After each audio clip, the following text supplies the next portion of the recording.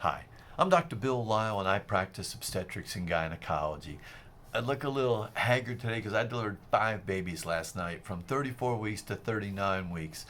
But there's something real important we need to talk about. It is now Saturday, February 26, 2022, and this Monday, which is going to be Monday, February 28th of 2022, Senator Chuck Schumer is going to bring before the Senate trying to get passage of the Women's Health Protection Amendment.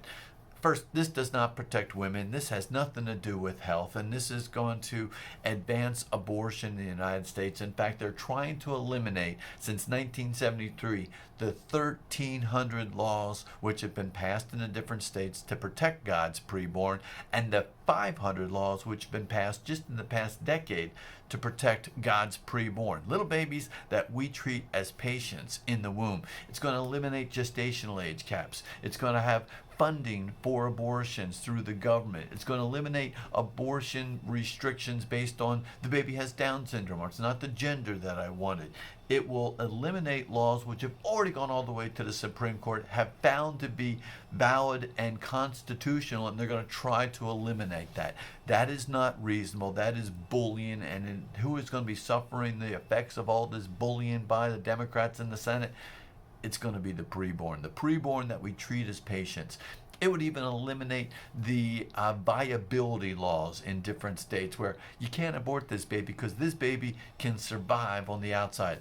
It would eliminate that kind of protection for these babies within the womb.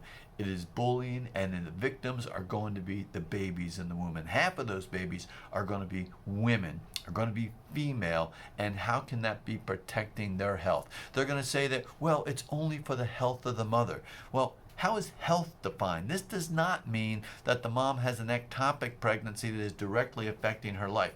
Health was defined in a case called Doe versus Bolton. And one of the definitions that was used in Doe versus Bolton was that health includes physical, emotional, psychological, familial, and age. That essentially eliminates any kind of restrictions under the definition of health.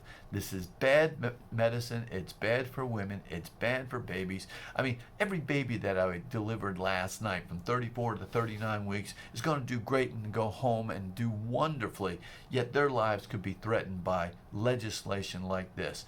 We have to put our foot down. We have to stand for those who can't stand for themselves. And men, you need to engage in this act too, because men are given a God-given duty to be defenders and protectors. We see men standing up over in the Ukraine right now, standing up for their families, standing up for their land, standing up for life itself. That is the duty of men. That's what we are engineered and designed by God to do. We need to be involved in legislation. We need to be involved with our pregnancy resource centers, because every single pregnancy that's out there, somewhere along the way, involved a guy. And we need to educate these guys. We need to lift up these guys. We need to support these guys because they have taken on the responsibility of being a dad, and they need to be there for the mom and the dad. So if you have any questions, you can contact me through my website. I'll put the link from the Heritage Foundation on this act, which is going to be voted on by the Senate this Saturday.